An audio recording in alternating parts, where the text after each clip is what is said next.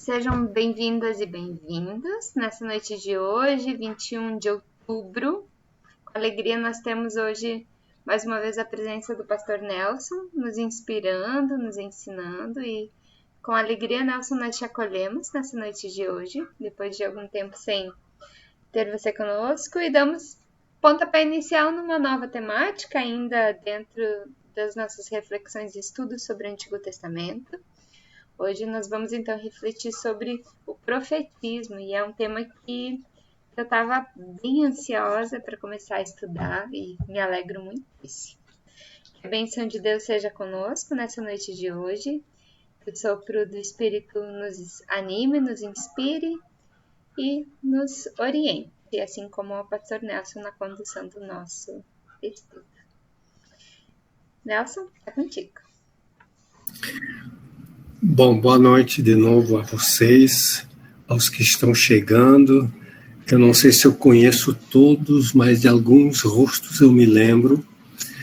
Antes de começar, eu gostaria de lembrar um aniversário hoje, o aniversário de 90 anos do Carlos Mestras. Certamente Carlos Mestras é uma personalidade da pesquisa bíblica e do trabalho de Bíblia com populações, né, com o povo, né, da leitura popular da Bíblia, e ele completa 90 anos, é um holandês, é um frei holandês, um frei carmelita, com o qual eu tive a oportunidade de trabalhar há muitos anos. Era uma bênção poder trabalhar com ele tinha uma calma enorme, né, ele podia, com muitas metáforas, trazer as interpretações de textos difíceis, e trazia muitas interpretações que o próprio povo fazia, que eram bem mais inteligentes do que os acadêmicos tinham do texto bíblico. Então, só para registrar os 90 anos dele, está tendo agora nesse instante está tendo uma celebração aí em homenagem a ele. Bem, isto de introdução. Bom, o tema que me colocaram é o fenômeno profético no Antigo Israel. Eu me sinto um pouco não sabendo o que falar, porque o tema é muito vasto e eu não sei qual é o interesse que vocês têm. O que vocês querem saber? Olha, esse tema dá para um semestre inteiro. Eu fiz uma preparação aqui, mas eu não estou suficientemente satisfeito com isso. Então, por isso eu estou meio inseguro. O problema é começar. Porque se a gente começa, tem tantos fios que começam soltos, que começam a ficar pendurados aqui, que a gente vai ter que pular de galho em galho e não sabe onde é que vai terminar essa noite, né? Então, talvez eu comece, depois vocês me dizem se é isso aí que vocês queriam, porque senão eu posso mudar tranquilamente, porque tem muitos pontos de acesso, tem muitas maneiras de começar a falar sobre o fenômeno profético, porque é uma coisa tão diversificada, tão discutida, tão complicada, que até as pessoas mais inteligentes têm mais dúvidas do que respostas. Mas eu vou ser ousado, então eu vou começar. Talvez eu comece perguntando o que é, afinal de contas, um profeta. Existem inúmeras respostas a essas perguntas. E eu confesso que eu não vou poder trazer todas elas. Eu também nem sei dizer exatamente o que eu penso. Porque o fenômeno é tão diversificado que a gente fica, às vezes com muitas dúvidas. Para começar com a primeira dúvida, vocês já ouviram falar do profeta Amós, né? É um livro bíblico. O profeta Amós é um profeta muito querido da América Latina, por causa da crítica social dele. Então, nós chamamos Amós de um profeta. Agora, vocês sabem que o próprio livro de Amós tem um trecho no capítulo 7, onde num conflito entre o profeta Amós e o sacerdote Amazias, o Amazias espelha: Amós, vai embora para a tua pátria, que aqui você não é bem-vindo. Vai ganhar o teu pão na tua terra. Porque aqui está todo mundo contra você e aqui você até está correndo risco de vida. E daí o Amós responde para o Amazias o seguinte: eu não sou profeta. E aí a Cuca começa a pensar: mas como? Nós chamamos ele de profeta e ele diz que ele não é. Como é que você vai entender isso? Então nós já temos aqui conceitos diferentes. Para nós, profeta é uma coisa, para Amós, profeta é outra coisa. Como é que a gente vai destrinchar isso? Eu vou deixar vocês pensando sobre isso para saber como a coisa é complicada. Eu vou citar um versículo bíblico do livro de Jeremias, que também nós consideramos um profeta, não é? Jeremias 27:9 diz, Jeremias diz: quanto a vós, não escuteis as palavras de vossos profetas. Adivinhos, intérpretes de sonhos, áugures e mágicos. Quer dizer, aqui o profeta Jeremias diz: não escutem as palavras dos profetas. Ele está incluído nessa advertência. Os profetas aqui estão numa companhia um pouco diferente do que nós acostumamos. Profetas são parecidos com adivinhos, com intérpretes de sonhos, com áugures, ou seja, com aquelas pessoas que buscam descobrir a vontade de Deus através dos sinais dos céus, do voo dos pássaros e assim por diante, e até os mágicos. Quer dizer, aqui a gente fica inseguro também. Afinal de contas, qual é a vizinhança, quais são os especialistas análogos aos profetas? Aqui aparece uma variedade de práticas mânticas muito comuns naquela época. Né? Vocês talvez hoje a gente conhece poucas práticas mânticas, né? Práticas mânticas são práticas de adivinhação. Vocês conhecem talvez a quiromancia, né? Que a pessoa pede para ler a mão, né?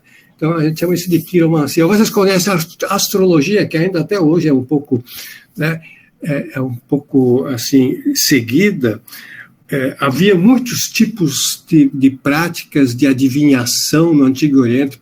A mais difundida, acho que além da astrologia, era aquilo que se chama de hepatoscopia, ou seja, o pessoal fazia um sacrifício de um animal, tirava o fígado do animal e observava o fígado do animal para ver se o fígado podia transmitir a vontade de Deus para aquele momento. Então, são diversas... vocês conhecem da Bíblia a prática de lançar sortes, né? Lá no livro de Jonas, não sabia quem era o culpado da tempestade, lançaram sortes até que descobriram que Jonas é o culpado. Então, essas práticas mânticas de adivinhação são parecidas com profecia, conforme esse texto de Jeremias.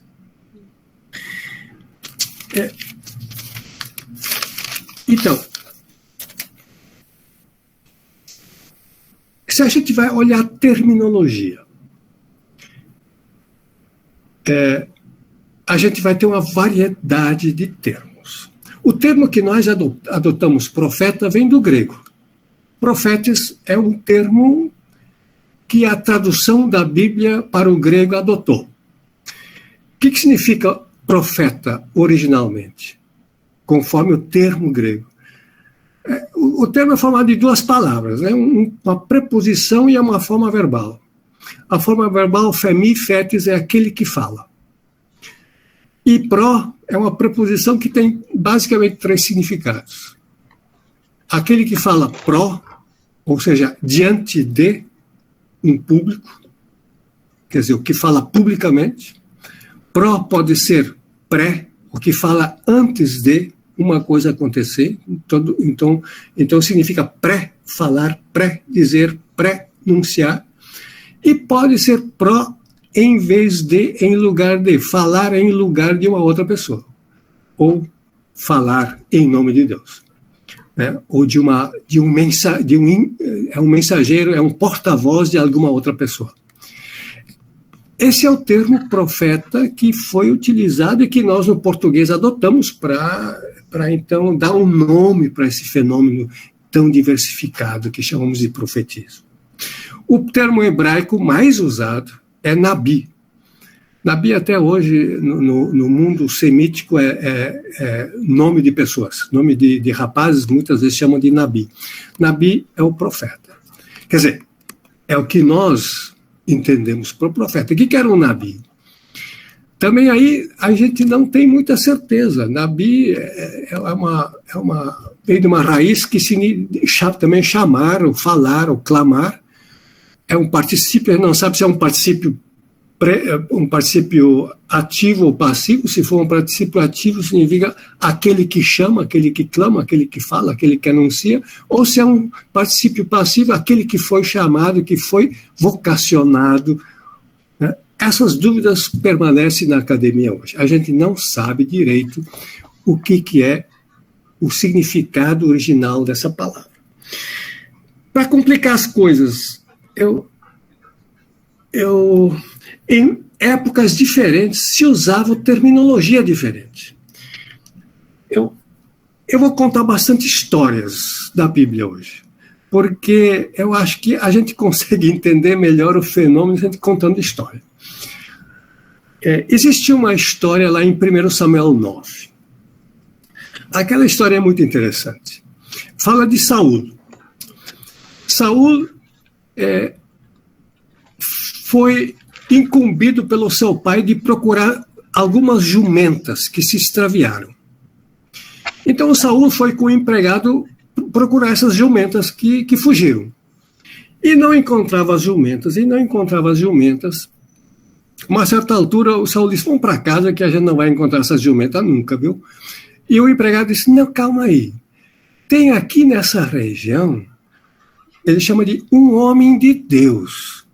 Ele enxerga as coisas, ele vê. Quem sabe ele vê onde estão as jumentas e mostra o caminho onde a gente acha as jumentas. Eu só disse, poxa vida, mas o que a gente vai pagar para ele? Eu não tenho dinheiro, não tenho nem comida mais no alforje, que acabou tudo. Daí o empregado disse, não, eu tenho uma meia moeda. Né?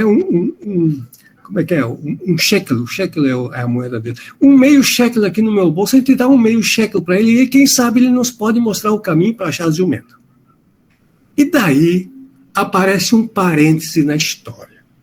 E esse parêntese diz aqui, o que hoje se chama de profeta, antigamente se chamava de vidente. Fecha parênteses. Então, aqui um comentarista do texto teve que colocar uma explicação. Aquele homem de Deus, que era o Samuel, era chamado de vidente. Hoje a gente chama os videntes de profetas. Então, aparentemente, o que numa época se chamava de vidente, em outra época se chama de profeta. Quer dizer, os termos mudam dependendo da época em que se vive. Interessante que esse comentário de um comentarista, de um leitor, eu não sei de quem é que colocou esse comentário ali na Bíblia, né? Esse fala em vidente. E acho que a visão, o aspecto visionário, é um aspecto bem presente nos profetas. Se vocês vão abrir o livro de Isaías, que nós chamamos de um profeta, né? O profeta Isaías. Ele mesmo nunca se chama de profeta. Aliás, ele chama a mulher dele de profetisa, agora ele nunca tem o nome de profeta. O título do livro de Isaías começa assim, esta é a visão que Isaías viu. Quer dizer, Isaías não tem nenhuma profecia, ele tem uma visão. E tudo que segue é uma visão de Isaías, não é uma profecia de Isaías. É muito curioso isso, né? Aqueles editores dos livros que colocavam os títulos, esse editor resolveu chamar o livro de Isaías como visão. Então, a vinculação, a conexão de profetismo com visões, visionários, videntes, é uma das coisas que chama a atenção. Isso quanto à terminologia. Vidente, profeta, nabi. Agora,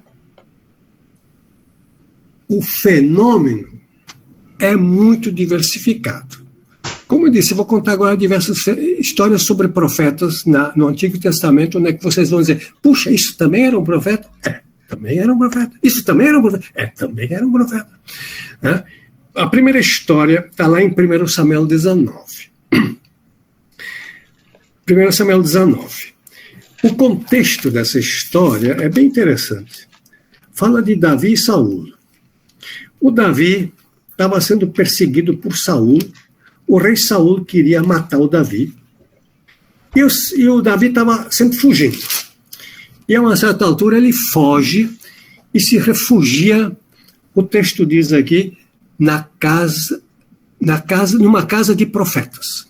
Ou seja, um grupo de profetas liderado pelo Samuel tinha uma casa, era, portanto, uma ordem de profetas, ou uma confraria de profetas. E o Davi conseguiu asilo político ali, porque o Saul estava perseguindo. E o Saul descobriu onde é que o Davi estava escondido. Ele disse, eu vou pegar esse cara agora. E mandou mensageiros para prender Davi.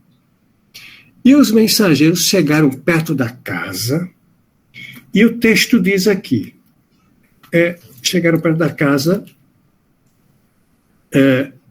enviou Saul mensageiros para trazerem Davi, os quais viram um grupo de profetas profetizando onde estava Samuel que lhes presidia. E o Espírito de Deus veio sobre os mensageiros e eles também começaram a profetizar. Ponto. Quer dizer, chegaram perto da casa, o Espírito dos profetas contagiou os mensageiros e também os mensageiros começaram a profetizar. O que significa profetizar aqui? O texto não diz. Aí, mais 2 outras vezes, Saul mandou mensageiros e acontece a mesma coisa. Todos os mensageiros que se aproximavam da casa dos profetas, os mensageiros começavam a profetizar. E daí o Saul disse, esses empregados também não sabem fazer o serviço direito, eu vou mesmo lá. E foi lá, e agora ficou curioso. Então foi o Saul para a casa dos profetas, em Ramá, e o mesmo Espírito de Deus veio sobre Saul, que caminhando, profetizava até chegar à casa dos profetas em Ramá. E aí, o versículo 24 termina assim, e Saul despiu a sua túnica e profetizava diante de Samuel, e sem a túnica esteve deitado em terra todo aquele dia e toda aquela noite. Pelo que se diz, também Saul está entre os profetas. Ou seja, aqui nós temos um fenômeno interessante. O fenômeno que existe um espírito profético que contagia, né? E aqui no caso de Saul, o Saul se despe, fica deitado 24 horas nu, provavelmente inconsciente, profetizando. Em algumas Bíblias, em vez de profetizar, eles traduzem e entraram em transe. Então, aparentemente, aqui nós temos um fenômeno em que grupos de profetas entravam num estado de êxtase e falavam num estado de êxtase, ou se comportavam num estado de êxtase. Esses profetas, não sabemos se eles tinham uma mensagem a transmitir. Em todo caso, esse exemplo aqui desse texto bíblico não traz nenhuma mensagem. Quer dizer, parece que esses profetas não tinham uma mensagem a transmitir, eles só tinham, era um happening, era um evento onde pessoas entravam e se perdiam a sua consciência, faziam coisas, né, que de resto, de forma normal, eles não fariam, como ficar uma noite e um dia inteiro deitado. Bom, isto aqui também era chamado de profetismo. E isso aqui nós encontramos bem mais fora de Israel do que dentro de Israel.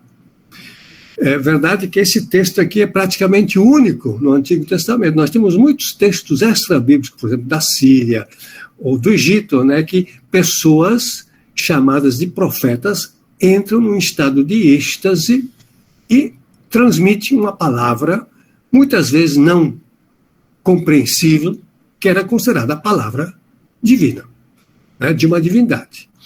Né, nós temos, eu me lembro de uma historinha de um egípcio que foi para a cidade fenícia de Biblos e entrou numa celebração onde é que o liturgo entrou em êxtase e começou a falar coisas que ele não entendia.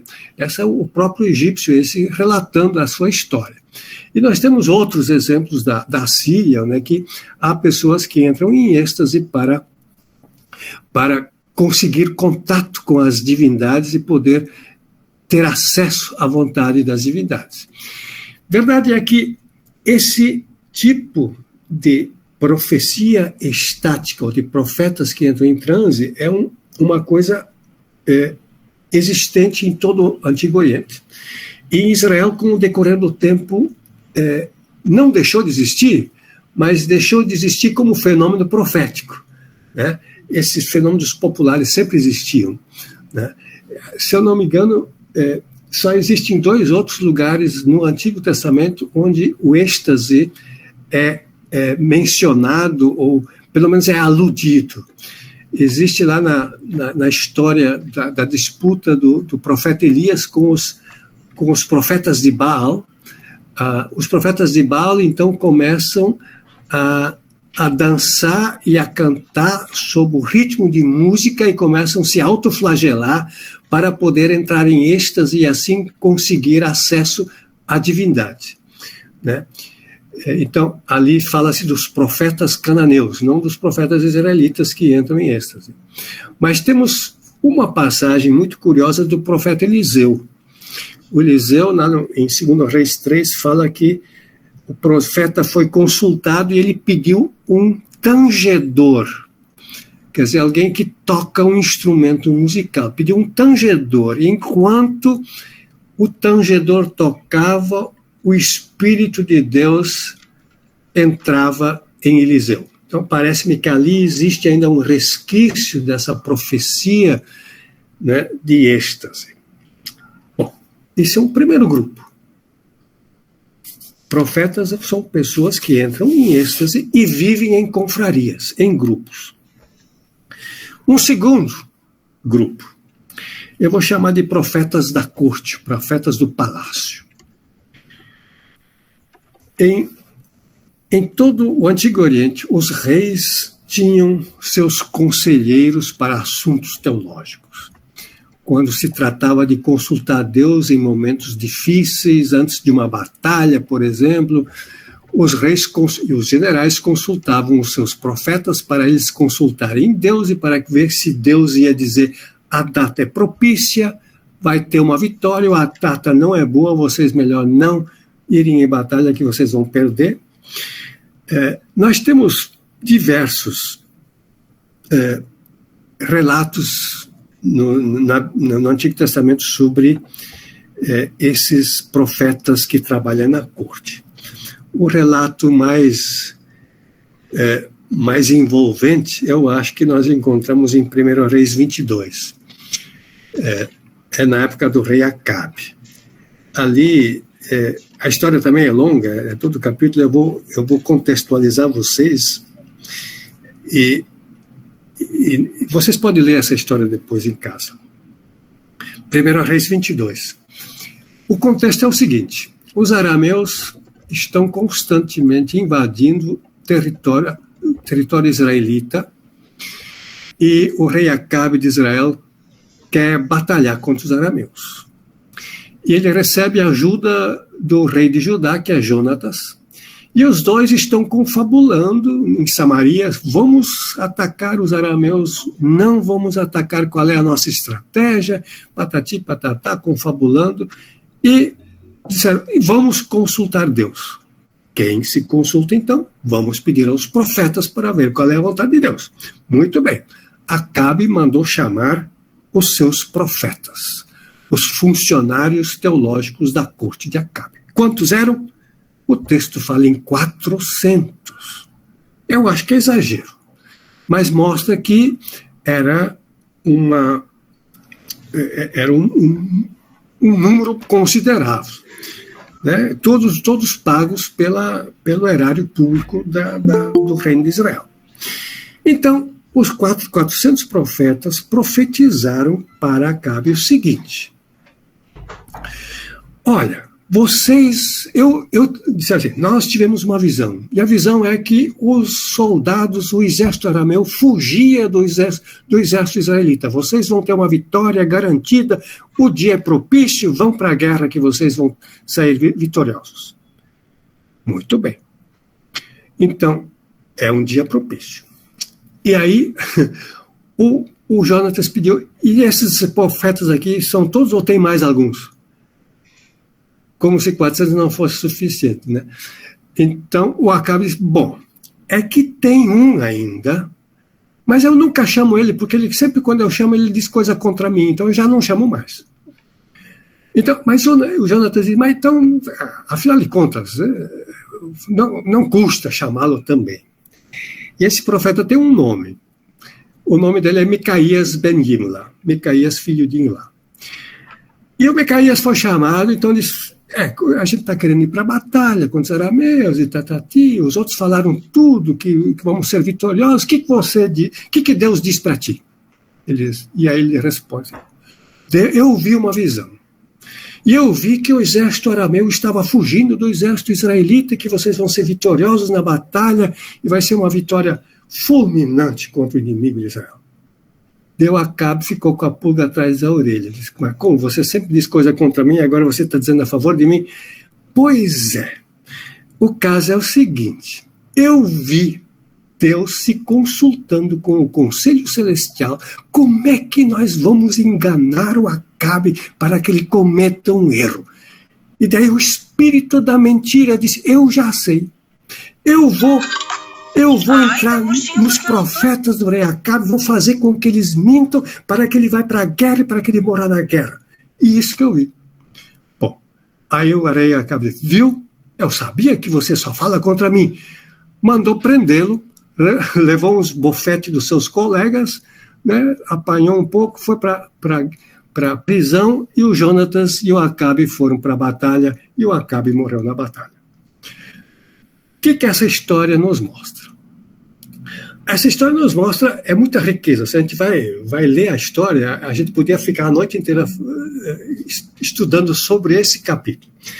A história nos ensina que os reis têm os seus assessores teológicos que são consultados em questões importantes da política, né? Uma guerra é uma coisa importante.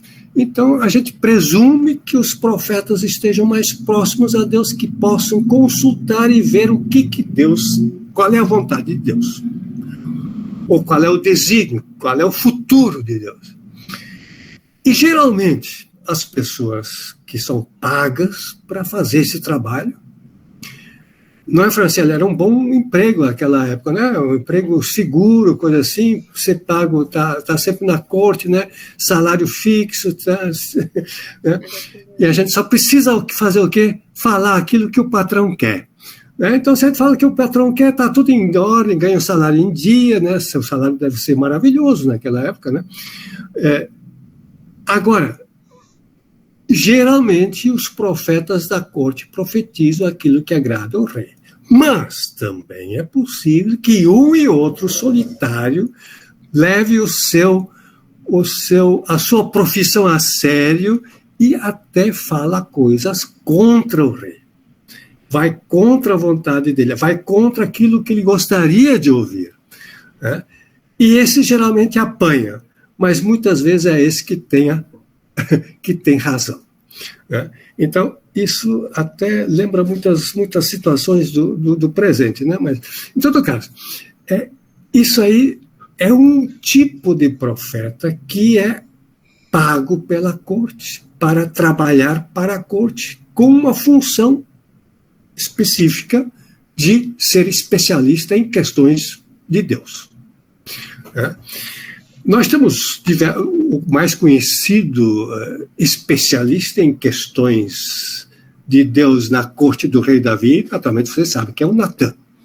E o Natan também é assim, né? É ambíguo, a personalidade é ambígua. Às vezes ele fala aquilo que Davi quer, às vezes ele também sabe criticar o Davi. No caso do Davi com a Batseba, ele foi crítico. Agora, no caso do Davi, assim, com os filhos dele, para ver, ele foi bastante bondoso. E segundo Samuel 7, ele diz, sempre haverá um descendente de Davi para subir no trono de Jerusalém. Quer dizer, ele prenunciou a dinastia davídica até o fim dos tempos, né? De modo que esse anúncio profético se estende até depois que já não existe mais trono, até a dinastia davídica depois do exílio. Bem, não vamos entrar nisso. Mas então, esse é um profeta profissional que trabalha no palácio. Um terceiro tipo é um profeta que não trabalha no palácio e é crítico a coisas que os reis fazem. É crítico a governos, é crítico a decisões da monarquia, e temos muitos exemplos desse tipo. Talvez, eu vou dar 2 exemplos. 1 Reis 11, estamos na época de Salomão. E vocês sabem que Salomão era sábio, mas era o rei que mais explorou o seu povo. Ele tinha mania de grandeza, né? Então ele mandou construir um templo, mandou construir um palácio, mandou construir muitas construções como cavalaristas, mandou construir navios. Imagina, os navios no Golfo de Aqaba foram logo a pique, porque não tinha marinheiro, mas ele mandou construir. E mandou construir usinas, quer dizer, era mania de grandeza. Mas a gente diz que Salomão construiu, mas ele não construiu, ele mandou construir, mandou o povo construir, quer dizer, explorou o povo até a míngua para poder fazer essas construções todas, né? Então, sem dúvida, havia rebeldia do povo, ou de certos grupos populares contra essa exploração, e um líder dessa rebelião se chamava Jeroboão. O Jeroboão era originalmente um capataz de obras que, no entanto, se rebelou contra a exploração e teve que fugir para o Egito, porque senão ele seria morto. E no caminho para o Egito, agora vem a história que eu ia contar. No caminho do Egito, ele se encontra com um profeta. O nome desse profeta é Aías. Ele vem da cidade de Silo. E esse Aías se encontra com o Jeroboão sozinho no caminho, diz ali. E o que ele faz? Deixa eu ler aqui o que ele faz. 1 Reis 11, 29 em diante. Aqui. Nesse tempo, saindo Jeroboão de Jerusalém, encontrou o profeta Aías no caminho. E o profeta, tinha se vestido de uma capa nova, e os dois estavam sozinhos no campo. Então Aías pegou a capa nova que tinha sobre si, rasgou-a em 12 pedaços e disse a Jeroboão, toma 10 pedaços, porque assim diz o Senhor, eis que rasgarei o reino de Salomão e a ti darei 10 das 12 tribos. Ou seja, o que esse texto diz? Um profeta anuncia a um líder da oposição de Salomão que Deus vai dividir o reino em 2 partes. Salomão vai ficar com 2 tribos e Jeroboão vai ficar com 10 tribos.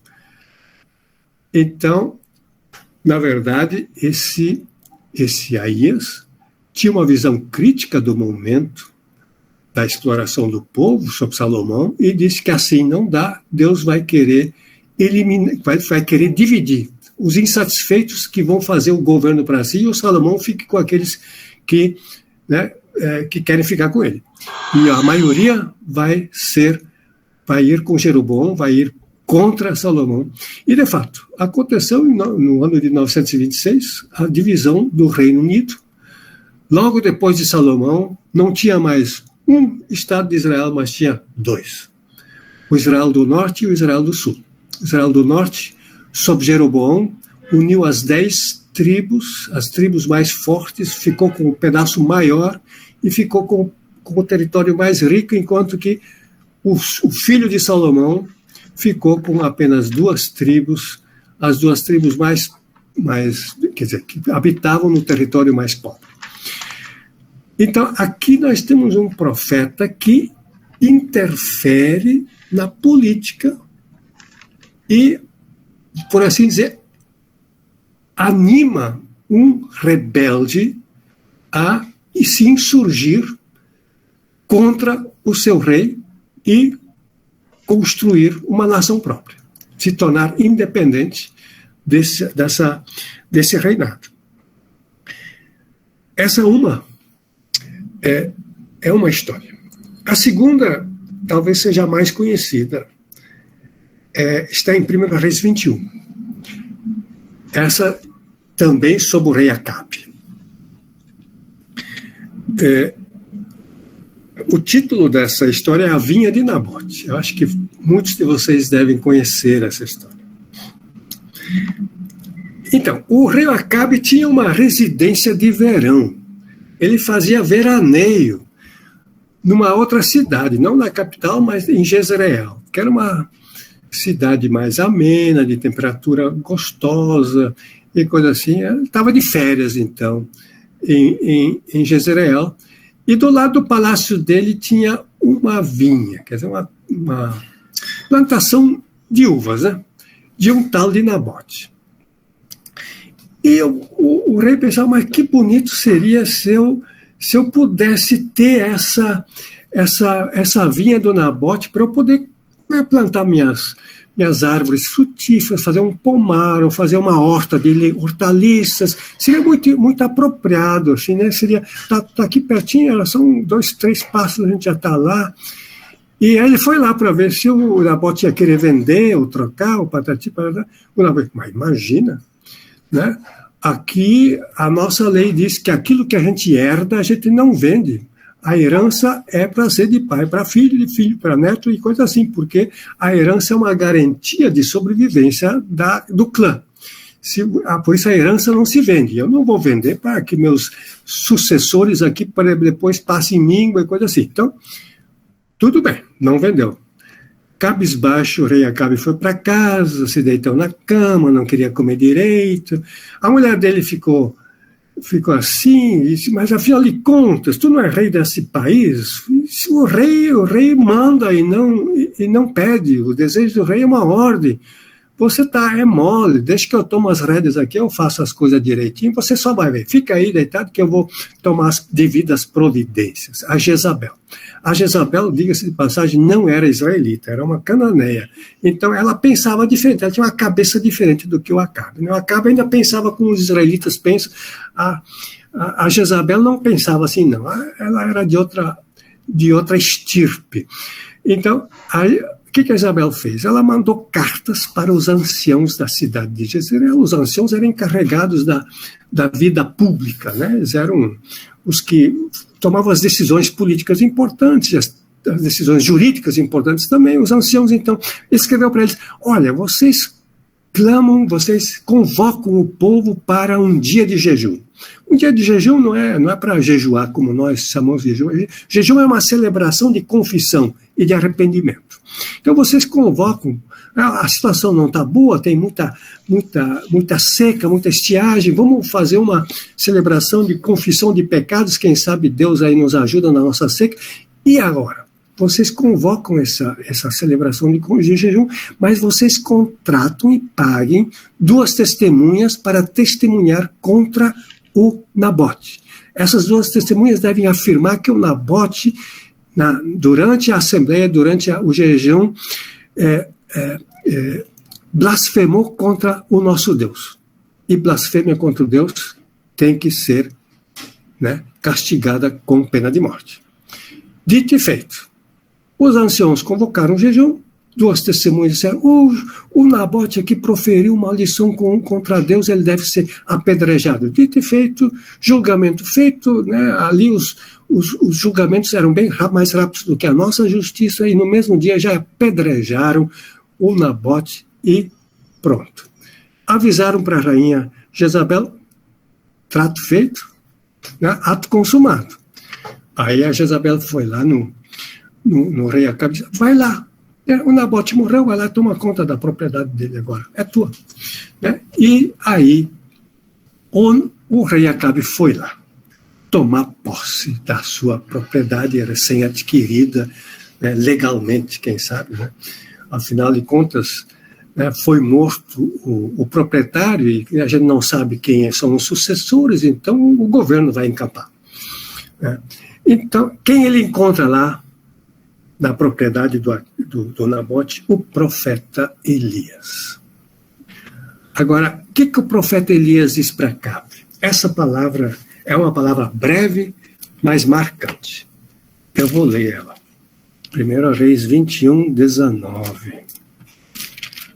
21, 19. Então, Elias diz para Acabe, assim diz o Senhor, mataste e ainda por cima tomaste a herança? Por isso, assim diz o Senhor, no lugar em que os cães lamberam o sangue de Nabote, os cães lamberão também o teu próprio sangue. Ponto final. Ou seja, o profeta aqui se entende como enviado de Deus para dizer uma palavra ao rei. E essa palavra consiste em duas partes. A primeira parte é uma acusação. Tu mataste e tu roubaste.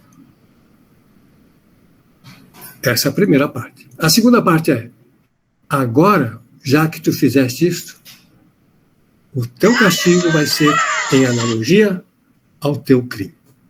Tu mataste, derramaste sangue, teu sangue vai ser derramado. Os cães lamberam o sangue de Nabote, os cães vão lamber o teu sangue. Então, esse é o anúncio. Então, aqui nós temos um elemento já que vai caracterizar a particularidade dos profetas do Antigo Testamento. Os profetas se entendem como mensageiros de Deus e têm uma dupla mensagem.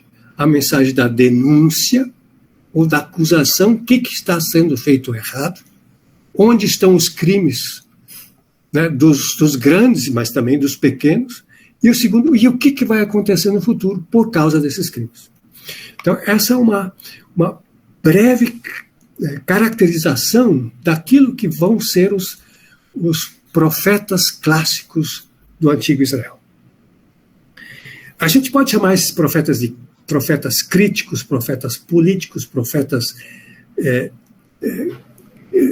né, geralmente o pessoal chama isso de profeta, os grandes profetas críticos antes dos profetas clássicos, como Elias, Eliseu, Aías, os profetas de Eliseu e outros, Jeú.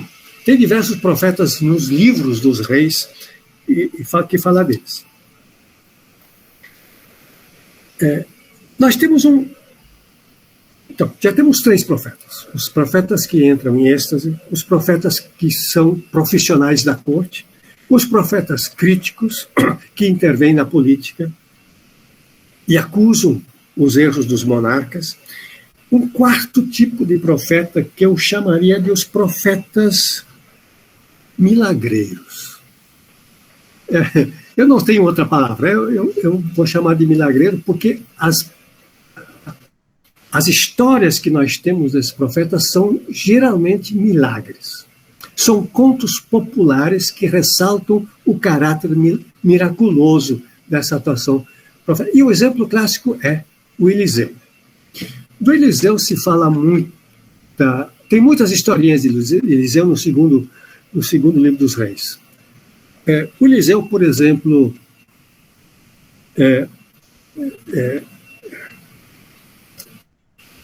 ressuscita o filho de uma viúva, quer dizer, ressuscita o filho de uma viúva, não, essa mulher não era, ressuscita o filho de uma proprietária, de uma sunamita, cujo filho morreu, e ele vem e ressuscita esse filho. No caso de uma viúva, de um discípulo de Eliseu, essa viúva está em dificuldades financeiras e vai ter que vender os filhos para escravidão para poder pagar as dívidas. Então, ele aumenta o azeite da viúva, que a viúva pode vender o azeite e pagar a dívida e assim preservar os filhos para ela não ficar na penúria. Ele, no caso, ele antecipa o milagre da multiplicação dos pães de Jesus, né? Ele tem alguns pães de cevada e alguns grãos de trigo, e ele multiplica isso, ele dá para 100 pessoas, e 100 pessoas conseguem se satisfazer com esses poucos pães de cevada. Quando, numa certa ocasião, os discípulos de Eliseu estavam no mato cortando lenha, derrubando árvores, e o machado de um deles caiu no Rio Jordão. O machado de ferro, ferro naquela época era um metal muito precioso. O discípulo do profeta Eliseu nem tinha dinheiro para comprar um machado, ele pediu emprestado o machado, e agora o machado emprestado caiu na água, afundou no rio, e agora, coitado, como é que vai devolver o machado? Como é que vai poder pagar o machado? E daí o Eliseu faz flutuar o machado.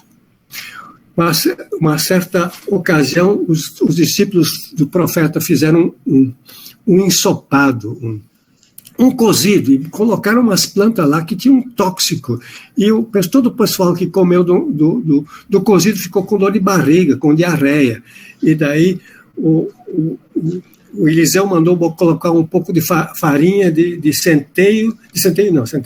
cevada, e o caldo ficou bom, e aí deu para comer para o povo. Então, esses casos onde é que o profeta Eliseu está muito próximo das necessidades do povo, e onde é que a gente fala dele como se ele está resolvendo os problemas do dia a dia, né? Este seria um tipo assim popular, profeta popular, um agente popular. Por fim, eu também poderia falar ainda de profetas profissionais fora da corte, porque essa prática de consultar profetas para ver o que Deus tem a dizer sobre um certo problema não só acontecia na corte, acontecia também entre o povo. Geralmente esses profetas estavam vinculados a um templo, a um lugar, a um santuário, e o povo, quando ia ao santuário, aproveitava para consultar o profeta. Geralmente eles pagavam alguma coisa para eles, por isso que a gente chama eles de profetas profissionais. Nós temos, por exemplo, um texto do profeta Miqueias que diz o seguinte, é um versículo só, eu vou ler.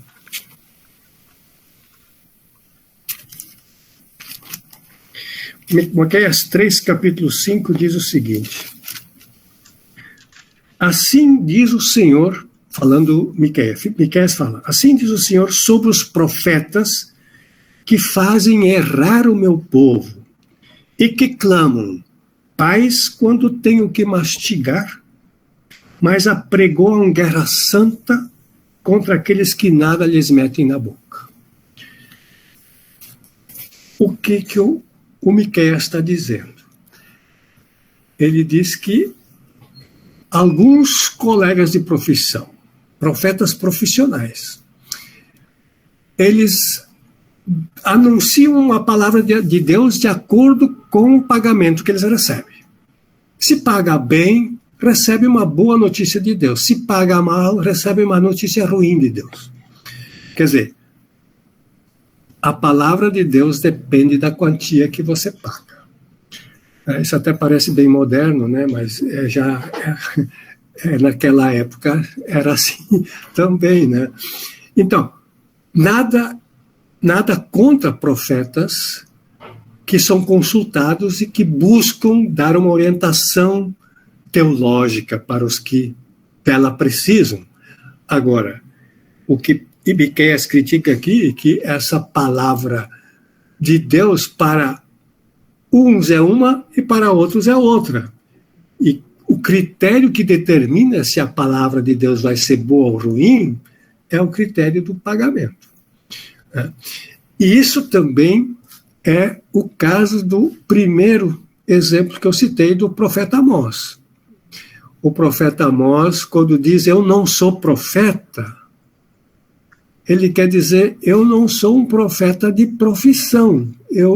O meu ganha-pão não é fazendo profecias. Eu não estou sendo pago para dizer aquilo que eu estou dizendo aqui. O que eu estou dizendo aqui, eu digo porque Deus me mandou para cá. Eu tenho minha maneira de me sustentar sem precisar recorrer à profecia. Então, essa talvez tenha sido, provavelmente foi a compreensão que o Amós tinha de profeta. O Amós, na época de Amós, um profeta é aquele que ganha dinheiro com as suas profecias. E Amós diz, eu não ganho meu dinheiro com a profecia. Eu tenho meu sustento de outra fonte. Até agora, eu só compliquei a vida de vocês, né? Eu só falei da diversidade. Eu deveria agora tentar descomplicar. E falar o que, afinal de contas, é o resumo da ópera. Então, existem diversos tipos de profetas que têm esse nome ou um nome parecido, né? Não só em Israel, mas nos povos vizinhos também existiu esse fenômeno. Esse fenômeno é universal. Aliás, em todas as religiões antigas existe esse fenômeno. Então, os bons livros, os bons manuais de ciências da religião vão poder falar bastante sobre isso. Aquele livro que eu te mandei, Franciele, tem muito sobre esses diversos tipos de profetas no ambiente, né, nos povos vizinhos no Antigo Oriente. Podemos dizer que esses tipos persistiram durante toda a história de Israel, só que eles cada vez se tornavam mais desinteressantes, menos importantes do que um outro tipo de profeta que ficou sendo conhecido com os profetas clássicos de Israel. Ou seja, os profetas dos quais temos livros, como o profeta Amós, Oséias, Isaías, Miqueias, Jeremias, Ezequiel, Sofonias e assim por diante. Esses profetas são chamados de profetas clássicos. E esses profetas iniciam somente no século VIII a.C. E os profetas clássicos maiores nós temos no século VIII e no século VII, que são esses que eu mencionei. O que é diferente nesses profetas? O que faz com que eles sejam profetas exclusivos do povo de Israel, como esses profetas não há em outros povos? Ou dificilmente existem analogias nos povos vizinhos. As características, eu acho que uma delas eu já falei, daquele versículo da mensagem de Elias. Característica é que esses profetas se entendem como porta-vozes do Deus de Israel. Ou seja, eles pretendem transmitir uma palavra que não é deles, que vem de fora, que não é a mesma coisa que o desejo, a vontade ou a reflexão do profeta. É algo que, na experiência profética, é algo exterior, que não provém de si mesmo, mas algo de exterior. Por isso as visões são importantes. E eles, muitas vezes, falam na primeira pessoa de Deus. Então eles dizem assim falou Deus. 2 pontos. Eu farei com que este povo seja um povo feliz. Então, o eu não é o profeta que diz. O eu é o eu divino. Então, ele é apenas porta-voz. E a mensagem dos profetas tem a denúncia e tem o anúncio. O anúncio pode ser duplo, pode ser anúncio de juízo ou anúncio de salvação. Então, essa é basicamente a mensagem dos profetas clássicos. Agora, as visões que vimos que são importantes para esses profetas, de quase todos os profetas nós temos ou visões ou audições.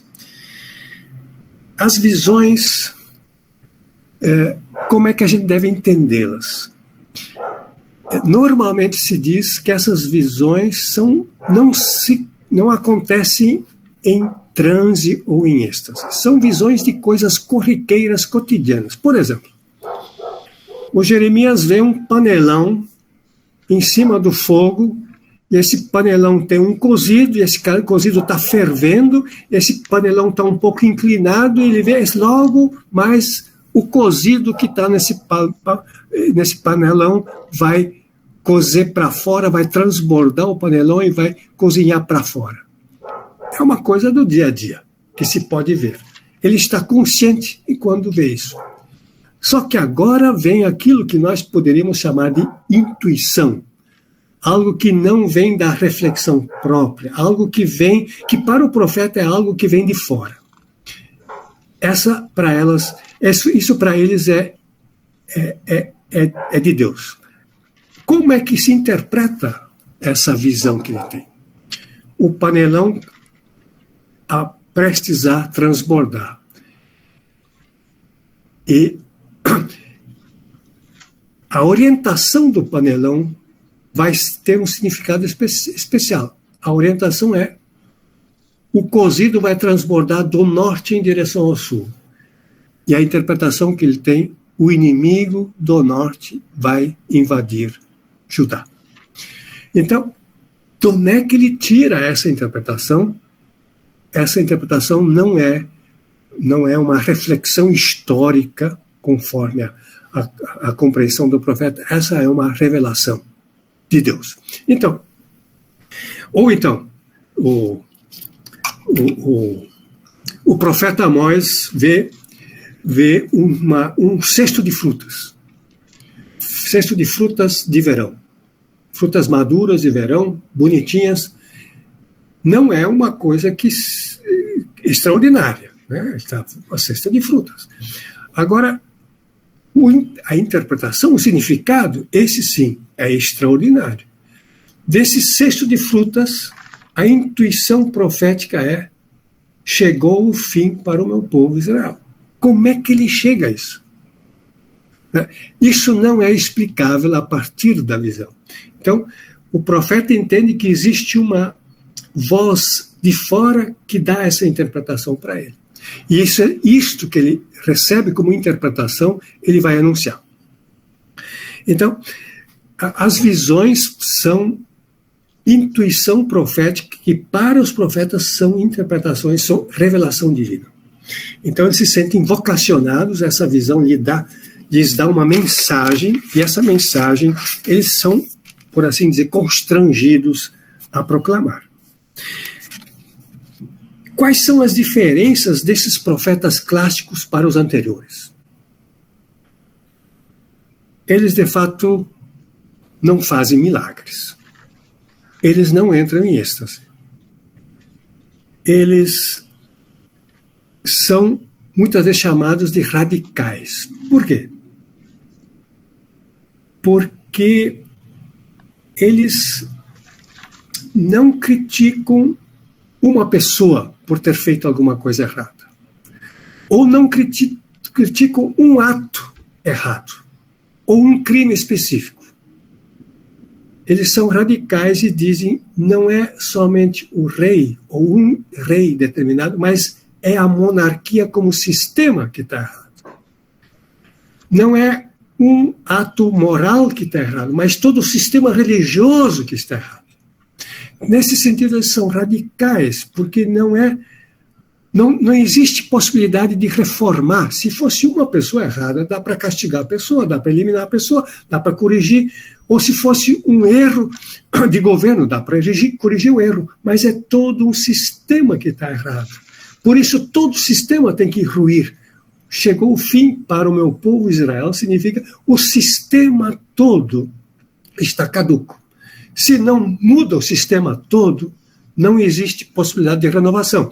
Então, nesse sentido, eles são radicais. Oséias diz, não adianta um rei mudar e botar um outro rei. Quer dizer, isso não adianta, o sistema todo está errado. Né? E o sistema todo tem que cair. Né? E ele até chega a como dizer, Deus estava bravo com o nosso povo quando ele instituiu reis. Ele queria castigar o povo, por isso ele não deu reis ao povo. Todo o sistema monárquico está errado. O sistema sociopolítico, religioso, está caduco. Por isso, todo o sistema tem que cair para Deus poder começar uma história da frente. Então, por isso eles são chamados de radicais. Por isso também, já que o sistema todo está corrupto, vamos dizer assim, não existe uma pessoa ou um grupo de pessoas culpadas. É claro que tem os culpados de plantão, que são aqueles que são a liderança, que vão na frente, que são aqueles que manipulam as políticas e aqueles que manipulam também a ideologia, né, os sacerdotes e os profetas que manipulam a ideologia, né, esses são, mas também o profeta Jeremias disse, eu vou tentar falar com os grandes, porque é eles que são os culpados. Mas eu descobri que os pequenos também têm a sua parcela de culpa. Quer dizer, a corrupção não é exclusividade dos fortes e dos ricos e dos grandes. A corrupção existe em pequena escala até entre irmãos. Ele chega a dizer, não confie no seu irmão, porque você não sabe se ele não vai te trair amanhã. Né? No âmbito íntimo da família, você não pode mais confiar, porque todos estão querendo tirar proveito próprio. Então, a corrupção é algo que perpassa todo o sistema e ninguém pode ser isento de responsabilidade. Nesse ponto, eles são chamados de profetas radicais. E isto é exclusivo do povo de Israel. Isso não existe nas outras nações. Então, chegamos, por fim, a uma tentativa de dar um contorno mais específico ao profetismo de cunho especificamente israelita. Dizendo novamente, os outros profetas continuam existindo, tanto em Israel como nas outras nações. Os profetas da corte continuam sendo os profissionais da corte que vão ser consultados quando é o dia propício para uma batalha, quando não. Os profetas profissionais do templo vão continuar sendo consultados quando for necessário e quando não. Agora a gente poderia falar dos grandes profetas e dos livros proféticos. Mas isso é um outro capítulo. E antes disso, eu não posso esquecer o que minha mulher me aconselhou. Quando você falar de profetas, não esqueçam de falar das profetisas. Não havia só profetas homens, havia profetisas mulheres. É verdade que elas estão mais escondidas. Os textos são produção de uma sociedade patriarcal que tem a tendência de esconder a atuação das mulheres. Mas elas estão lá. Se a gente procurar bem, elas estão lá. E elas estão lá em funções um pouco bastante específicas, a meu ver. As duas primeiras profetisas que são mencionadas como profetisas são Miriam, a irmã de Moisés, em Êxodo capítulo 15, e a Débora, em Juízes capítulo 6. Ali elas são chamadas de profetisas. E o que elas fazem? Essas duas profetisas. Elas aparentemente têm uma função múltipla, mas elas, assim como são apresentadas no atual contexto, elas aparecem como sendo liturgas, como sendo vinculadas ao culto, às celebrações. Parece que profetisas, profetisas estão vinculadas a celebrações culticas. A Débora, além dessa função de celebrar, de cantar o cântico da Débora, celebrando a vitória, ela também foi uma incentivadora, uma catalisadora para que as tribos, as lideranças tribais se unissem para poder enfrentar um inimigo comum. Então ela tem uma função de celebração e, ao mesmo tempo, uma função política de poder catalisar as forças de resistência que existiam para um projeto comum, político comum. Essas são as duas primeiras profetisas que são mencionadas, mas existem outras. Eu escrevi num pequeno opúsculo meu, que eu vou abrir agora aqui, sobre essas profetisas escondidas. Eu dei o título para esse artiguinho, Profetisas na Hora Certa. Então, além dessas duas ali, eu menciono a profetisa Hulda, que talvez seja mais conhecida, Hulda com H. O ano é de 622, cidade de Jerusalém. Eu vou ler o que eu escrevi aqui. No ano de 622 a.C., quando o Templo de Jerusalém estava passando por uma reforma, foi encontrado um livro com conteúdo ameaçador. O livro foi levado ao rei Josias e lido em sua presença. Após a leitura, o rei rasgou suas vestes em sinal de arrependimento. Apesar de não conhecermos o livro, muitos o identificam com o Deuteronômio. Pode-se deduzir que ele anunciava a destruição da cidade caso não houvesse arrependimento e mudança de vida. Por ter um conteúdo tão sério, o rei mandou consultar Deus, a fim de verificar a autenticidade da mensagem do livro. Uma delegação, da qual participavam duas das mais importantes pessoas do reino, o sacerdote Hilquias e o escrivão do rei,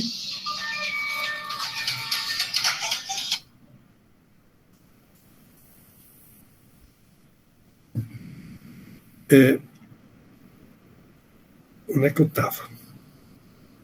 A autenticidade do livro. O rei mandou consultar a profetisa Hulda. Profetisa Hulda, ele foi consultar. Hulda era esposa de Salum, roupeiro do rei, e residia na Cidade Baixa, um bairro popular construído para abrigar refugiados onde moravam os artesãos e os pequenos comerciantes.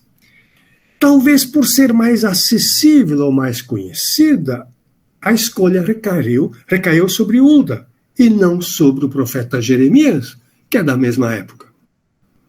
O rei Josias consultou Hulda. O texto mostra que era algo normal consultar, em casos de urgência política, também mulheres profetisas. E Hulda esteve no lugar certo, na hora certa. Ao confirmar a autenticidade do livro achado no templo, ela, a profetisa Hulda, colocou em movimento uma reforma política e religiosa sem precedentes em Judá. A regularização do culto e a união do povo em torno da reconstrução do país sob leis justas e humanitárias. Então, essa é a profetisa Hulda. Quem quiser ler, está em 2 Reis 22. Eu mencionei o profeta Isaías, não mencionei? Isaías nunca se chamou a si mesmo de profeta, mas ele chamou a mulher dele de profetisa. Eu suspeito que a mulher dele era profetisa profissional e ganhava o dinheiro para a família, enquanto que o Isaías andava pela cidade, pelos parques, pelas praças, falava com o rei, a profetisa, a mulher dele, ganhava o dinheiro para sustentar a família. Né? Mas não sabemos muita coisa disso, dela. Sabemos agora de uma outra profetisa, 200 anos mais tarde do que Hulda, em torno de 440 a.C., o governador Neemias comandou a reconstrução da muralha de Jerusalém, destruída há mais de 100 anos. Era um projeto apoiado pelo Império Persa, para dar mais segurança e também privilégios a uma parte da população. O projeto em si não era ruim, mas havia 2 problemas. Em primeiro lugar, o povo simples, além de ter que pagar os impostos e ter que garantir o sustento da família, ainda foi obrigado a erguer a muralha e trabalhar pesado. Isto era um problema. Além disso, havia um segundo problema. A política de Neemias privilegiava os judeus comprovadamente puros, ou seja, os judeus que não tinham casado com não-judias. Não, os judeus que casaram com uma amonita, com uma moabita, com uma samaritana, deviam expulsar suas mulheres para poder participar do povo. Isso, naturalmente, o povo simples não gostou, né? Então, muitos não concordaram com essa atitude excludente de Neemias. Em especial, as mulheres protestaram, pois muitas delas seriam expulsas de casa por causa dessa política, né, antirracial, ou racista. Também a profetisa Noadia denunciou esse projeto de Neemias. Isso está em Neemias 6,14. Não sabemos nada dessa profecia de Noadia.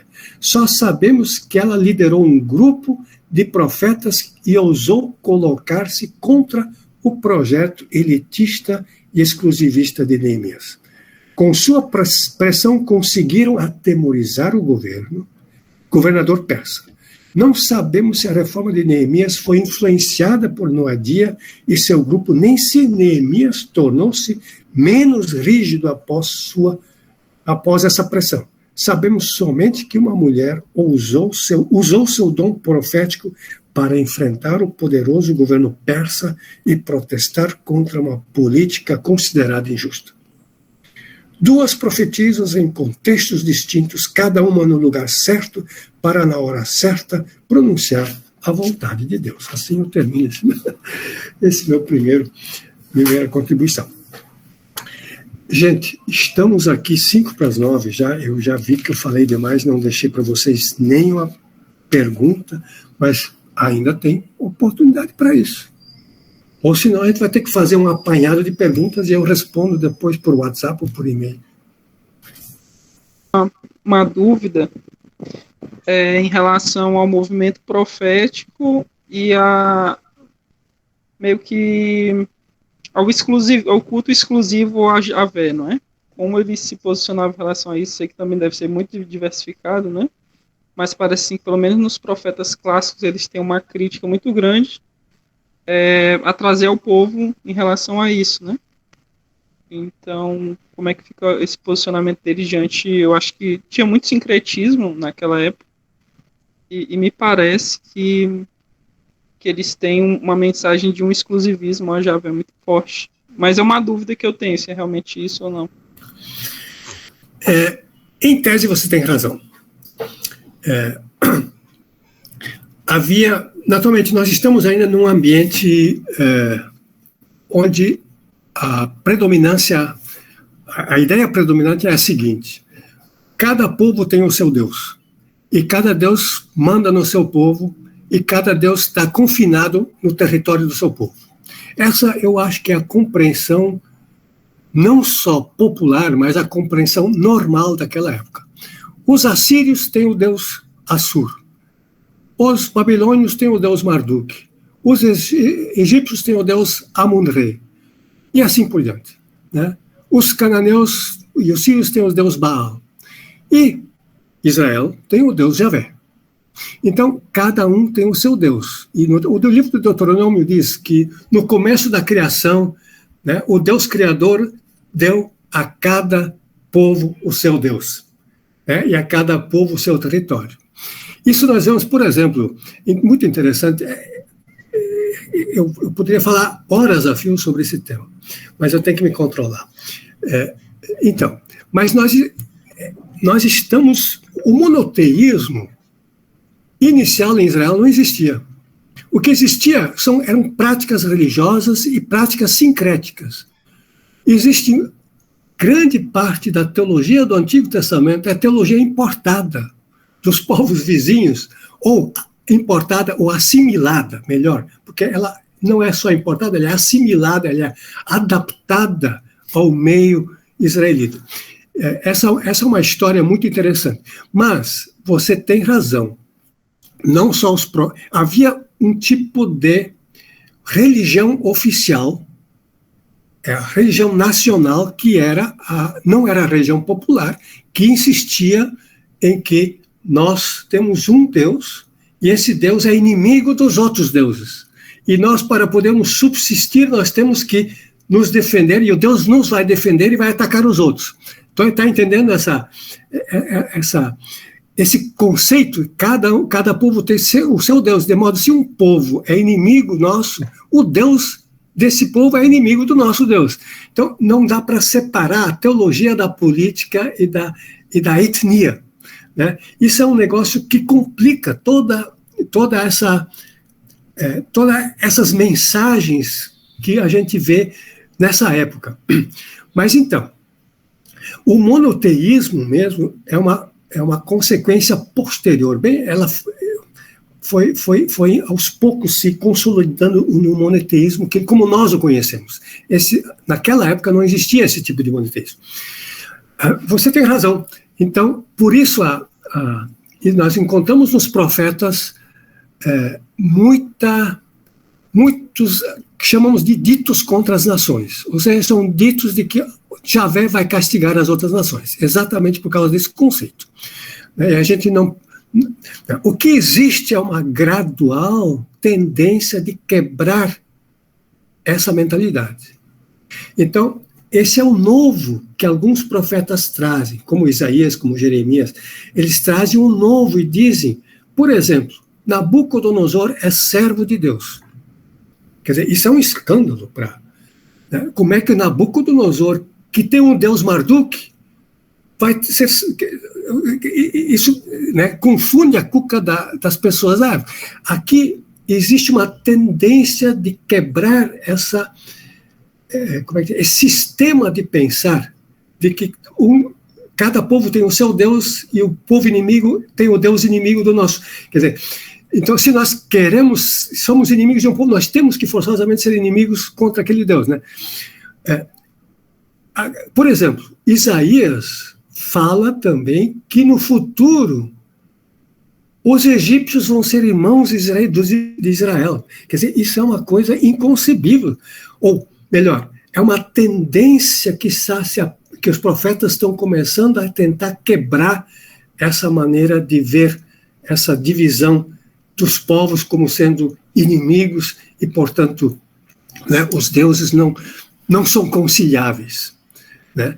Isso no âmbito político da religião nacional. No âmbito popular, havia muita simbiose, muito sincretismo, eles não sabiam diferenciar, assim como na nossa religião popular, a gente não sabe diferenciar muito o que é agora de outro povo, porque os povos se encontram, se misturam, casamento misto, né, e um vai trabalhar em país diferente, então as coisas começam, no povo começam a se misturar.